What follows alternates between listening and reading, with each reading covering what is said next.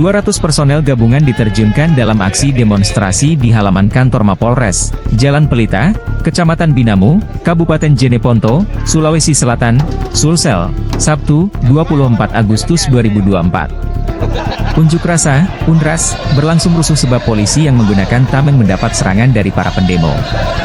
Suara tembakan terdengar, membuat pendemo tak bergeming. Aksi saling dorong pun terjadi. Satu orang diduga provokator harus diamankan polisi. Sementara satu personel polisi menjadi bulan-bulanan pendemo. Berselang beberapa saat, kendaraan khusus maju dan menyemprot para pendemo. Masa aksi berhamburan. Seluruh pendemo berhasil dipukul mundur setelah kendaraan taktis menyerbu dan menembak ke udara.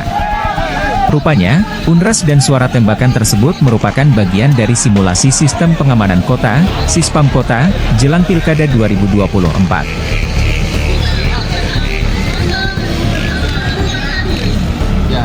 Siang hari ini kita melaksanakan kegiatan simulasi Sispam Kota dalam rangka tahapan pemilu kada khususnya Bupati dan Wakil Bupati Kabupaten.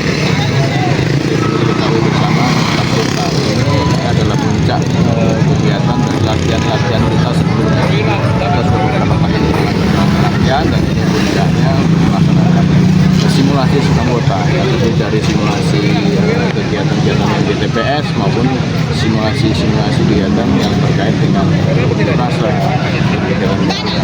pengamanan digital.